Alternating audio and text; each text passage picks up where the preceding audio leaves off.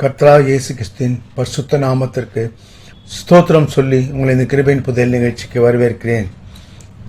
Episode 1லேருந்து 81 வரைக்கும் பார்க்காதவங்க பாருங்கள். ஃபுல் எபிசோட் வாட்ச் பண்ணுங்கள். நிச்சயமாக உங்களுக்கு யூஸ்ஃபுல்லாக இருக்கும். நம்ம தொடர்ந்து விசுவாசத்தை பற்றி பேசிட்டு வரோம். விசுவாசித்தால் என்னெல்லாம் ஆகும், விசுவாசத்தால் என்னெல்லாம் கிடைக்கும் அப்படின்றத பார்த்துட்டு வரோம். பார்ப்போம். மார்க் 9:23.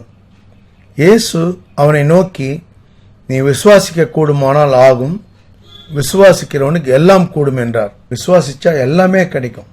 ஆண்டவரை நம்ம விசுவாசிக்கிறது ரொம்ப முக்கியம். பெரிய காரியங்களை செய்வார் ஆண்டவர். வாழ்க்கையை அப்படியே மாற்றுவார். எவ்வளோ நம்ம வேதத்தில் பார்க்குறோம். ஏன் நிஜத்தில் கூட நிறைய பேர் வாழ்க்கையில் கீழே ஒன்றுமே இல்லாமல் இருந்தவங்க மேலே நல்ல பெரிய ஒரு அந்தஸ்தில் நல்ல செல்வ செழிப்போடு வாழறவங்கள பார்க்க முடியும். அதே மாதிரி ரொம்ப செல்வ செழிப்பில் இருக்கவங்க சில சமயங்களில் அவங்க செய்கிற தவறுகளால் செல்வத்தெல்லாம் இழந்து கஷ்டப்படுறதையும் நம்ம பார்ப்போம். ஆண்டவர் அவங்கள எந்த பனிஷ்மெண்ட்டும் கொடுக்கறதில்ல. ஆனால் இதில் பாருங்கள், அவங்க கஷ்டத்துக்கு வந்துட்டா கூட ஒருவேளை சாத்தானோட சோதனையால் அவங்க ஏமாந்து அவங்கள நயவஞ்சகமாக யாராவது ஏமாற்றி அப்படி செல்வத்தை இழந்து கஷ்டத்துக்கு வரவங்க பார்த்தீங்கன்னா, அவங்க கூட விசுவாசித்தா வாழ்க்கையில் திரும்ப எல்லாமே நம்மளுக்கு ஆகும் அப்படின்ற ஒரு நிச்சயத்தோடு அவங்க விசுவாசித்தா எல்லாமே திரும்ப கிடைக்குமா, ரெட்டத்தனியாக ஆண்டவர் கொடுப்பார். இது நிறைய பேர் வாழ்க்கையில் நடந்திருக்கு, நடக்கும்னு நீங்கள் விசுவாசிச்சா, உங்களில் யாருக்காவது கூட இந்த மாதிரி ஏதாவது நடந்திருந்தா நீங்கள் விசுவாசித்தா நிச்சயமாக உங்கள் வாழ்க்கை மாறும். யோவான் 11:40 நீ விசுவாசித்தால் தேவனுடைய மகிமை காண்பாயின்னு சொல்கிறார். ஆண்டவர் விசுவாசித்தால் அவரோட மகிமையை பார்க்க முடியும். அவர் நமக்கு எப்படியெல்லாம் அந்த விசுவாசம் வேலை செய்யுதுன்றதை நம்ம பார்க்க முடியும். ஆனால் விசுவாசிக்கிறது கஷ்டம். இது எப்படின்னா, தடை ஓட்டம் பார்த்துருப்பீங்க. தாண்டி தாண்டி தாண்டி தான் ஓடணும் தடைகளை. அது மாதிரி ஒரு ஸ்டெப் எடுக்கும்போது நமக்கு தடை வரும். ஆனால் நம்ம விசுவாசத்தோட அதை தாண்டி தான் நம்ம ஓடி ஜெயிக்க முடியும். பாருங்கள், தடைகளை மற்றும் பிரச்சனைகளை பலவிதமான சோதனைகளை சந்தித்து தான் நம்ம வாழ்க்கையில் ஜெயிக்க முடியும். அதுக்கு விசுவாசம் ரொம்ப முக்கியம். நம்ம செழிப்பை பற்றியெல்லாம் பேசுகிறோம். என்ன சமாதானம், சந்தோஷம், ஆசீர்வாதம் எல்லாம் ஆண்டவர் தருவார். செழிப்பாக நம்ம வாழ்க்கையை செழிப்பாக்குவார். வறட்சியாக இருந்தால் கூட செழிப்பாக்குவார். ஆசீர்வாதமாக வாழறதுக்கு தான் நம்ம வாழ்க்கை கொடுத்துருக்காருன்னு பார்க்குறோம். வேதத்துலேயும் அப்படி தான் சொல்லப்பட்டிருக்கு. நம்ம அதுதான் பேசிட்டு வரோம். விசுவாசித்தால் இன்னும் ஆண்டவர் எப்படியெல்லாம் ஆசீர்வதிக்கிறார்ன்றதையும் பார்த்துட்டு வரோம். ஆதியாகமம் 13:2 ஆபிரகாம் பொன்னும் வெள்ளியமுடைய சீமானா இருந்தான்னு வாசிக்கிறோம். ஆபிரகாம பஞ்சத்தில் விடலையே, கொஞ்சம் பிரச்சனைலாம் வந்தா கூட. ஆனால் அதெல்லாம் மாத்துறார் ஆண்டவர். பாருங்க, ஆபிரகாம் அவ்வளோ ஒரு செல்வ சீமானா இருந்ததா? தாவீது ஆடு மேய்க்கிற தாவீது செல்வ சீமானா இருந்ததா? யோசேப்பு ஒரு தேசத்துக்கு அதிகாரியா, ராஜாவுக்கு அடுத்தபடியா அப்படியெல்லாம் உயர்றாங்க. வாழ்க்கையில் ஆசீர்வதிக்கிறார். அவரோட ஆசையே, அவரோட விருப்பமே, ஆண்டவரோட விருப்பம் நம்ம ஆசீர்வாதமாக வாழணும், சமாதான சந்தோஷத்தோடு வாழணுன்றது தான்.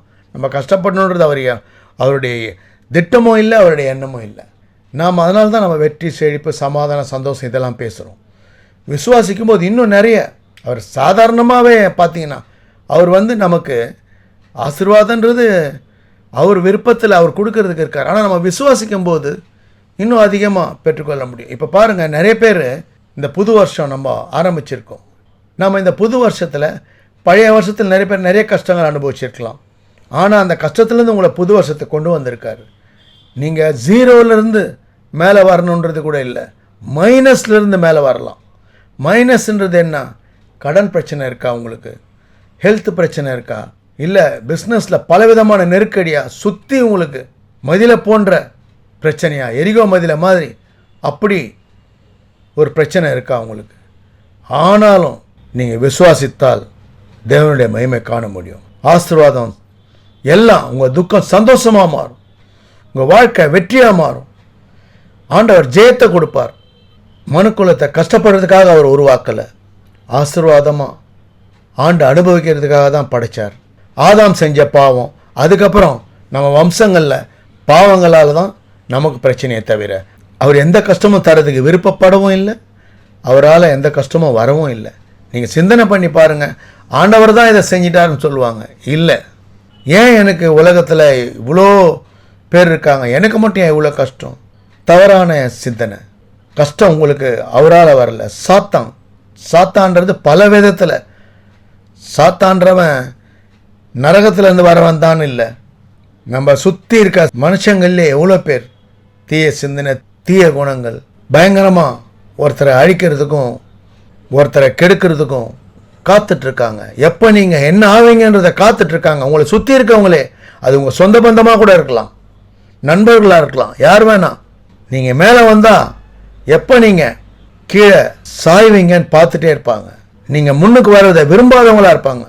ஆனால் ஆண்டவர் பாருங்கள், எப்பவும் நீங்கள் நல்லா சந்தோஷம் சமாதானத்தோட ஆசீர்வாதத்தோடு வாழணும், செழிப்பாக வாழணும், சுகபலத்தோடு வாழணுன்றது அவரோட விருப்பம். ஆதியாகமம் 15:6 அவன் கர்த்தரை விசுவாசித்தான், அதை அவர் அவனுக்கு நீதியாக எண்ணினார். ஆபிரகாமுக்கு பாருங்க ஆண்டவர் என்ன சொல்றாரு, அதுக்கு முன்னாடி இருக்க வசனத்துல, அவர் அவனை வெளியே அழைத்து, நீ வானத்தை அண்ணாந்து பார், நட்சத்திரங்களை எண்ண உன்னாலே கூடுமானால் அவைகளை எண்ணு என்று சொல்லி, பின்பு அவனை நோக்கி உன் சந்ததி இவனமாய் இருக்கும் என்றார்.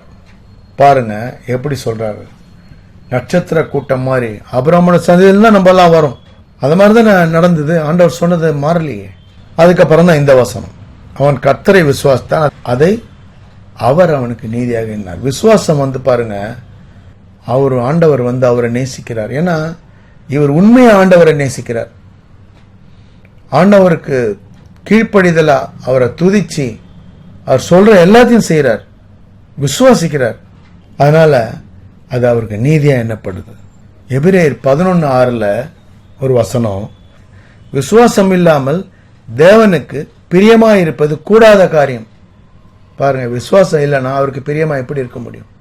நீ விசுவாசித்தால் தேவனுடைய மகிமை காண்பாய். இதுதான், விசுவாசிக்கலன்னா ஆண்டவருக்கு பிரியமா நம்ம எப்படி இருக்க முடியும்? அவரை விசுவாசிக்கலன்னா, அவர் ஏற்றுக்கொள்ளன்னு தானே, முழு மனதோட நம்ம துதிக்கலன்றது தானே அது. அப்ப முழு மனதோட துதிச்சு அவரை முழு மனதோட ஏற்றுக்கொள்ளும் போது நம்ம விசுவாசிப்போமே, விசுவாசம் வந்துடுமே. அப்போ தேவனை நம்ம உண்மையா நேசிக்கும் போது விசுவாசம் இருக்கும். அதுதான் இந்த வசனத்தில் எப்படி சொல்லப்பட்டிருக்கு பாருங்க, விசுவாசம் இல்லாமல் தேவனுக்கு பிரியமாயிருப்பது கூடாத காரியம். இதுதான் பாருங்க, இப்போ நம்ம வாழ்க்கை பலவிதமான சிக்கல், பலவிதமான பிரச்சனை, அதாவது வாழ்க்கையை முடிச்சுக்கிற அளவுக்கு சில பேருக்கு வாழ்க்கை வேண்டாம், இந்த வாழ்க்கையே வேண்டாம் நமக்கு அப்படின்ற அளவு கூட இருப்பாங்க. ஒருவேளை அப்படி யாராவது உங்களுக்கு தெரிஞ்சு இருந்தாங்கன்னா சொல்லுங்க, ஆண்டவர் கைவிடவே மாட்டார். ஆனா அவரை துதிச்சு அவரை பற்றி கொண்டு வாழும்போது, விசுவாசிக்கும் போது வாழ்க்கையை மாத்திடுவார். ஷாத்ராக், மேஷாக், ஆபேத் நேகா இவங்கெல்லாம் பாருங்க, நெருப்புல போட போகும்போது கூட விசுவாசத்தோடு இருக்காங்க. அந்த விசுவாசம் பாருங்க, அவங்கள அந்த ஸ்மெல் கூட இல்லாம நெருப்புல இருந்து ஆண்டவர் காப்பாத்துறார், கைவிட மாட்டார். அவர் மரண தருவாயில கூட நம்ம அந்த விசுவாசத்தை விடக்கூடாது. பாருங்க, மரணத்தின் விளிம்பில் இருந்தா கூட ஆண்டவரை விசுவாசிக்கணும். அது கஷ்டமான காரியம்தான். டானியேலை சிங்கக்கபியில போடுறாங்க, ஆனா அவர் விசுவாசிக்கிறார். பாருங்க, அவருக்கு ஒண்ணுமே ஆகல. இதுதான் விசுவாசத்துல எப்படி முடியும் கேட்டீங்கன்னா, நீங்க இந்த வேதத்துல படிக்கணும். வேதம் வாசிக்கும் போது நம்ம தியானிச்சு வாசிக்கணும். அப்பதான் நமக்கு ஆண்டவர் நம்ம கண்களை திறந்துருவார். கண்களை மட்டும் இல்லை, இருதயத்தையும் திறந்துருவார். அப்போ நமக்கு விசுவாசம் இப்படிதான் நம்ம வாழ்க்கை மாறும். விசுவாசிக்கும் போது நமக்கு எல்லாமே ஏராளம் தாராளமா குறைவில்லாம ஆண்டவர் ஆசீர்வதிப்பார். எல்லா ஆசீர்வாதங்களாலும் நிரப்புவார். சமாதான சந்தோஷம் மட்டும் இல்லை, வெற்றி, செழிப்பு, ஆசீர்வாத, ஐஸ்வர்யம், இப்படி எல்லாவற்றினாலும் ஆண்டவர் நிரப்புவார். நம்ம வாழ்க்கை வெற்றி வாழ்க்கையா மாறும். தொடர்ந்து வாட்ச் பண்ணுங்க. சப்ஸ்கிரைப் பண்ணணும்னு நினைக்கிறவங்க சப்ஸ்கிரைப் பண்ணுங்க. பிடிச்சிருந்தா லைக் பண்ணுங்க, ஷேர் பண்ணுங்க, அநேகர் உபயோகப்படும்படி நிறைவுக்கு வருவோம். God bless you all. கர்த்தராகிய இயேசு கிறிஸ்துவின் வெளியேறப்பட்ட ரத்தத்திற்கு ஜெயத்தை ஏறெடுத்து அவருடைய பரிசுத்த நாமத்திற்கு ஸ்தோத்திரம் சொல்லி நிறைவு செய்கிறேன். நன்றி. தேங்க்ஸ் ஃபார் வாட்சிங். தேங்க்யூ.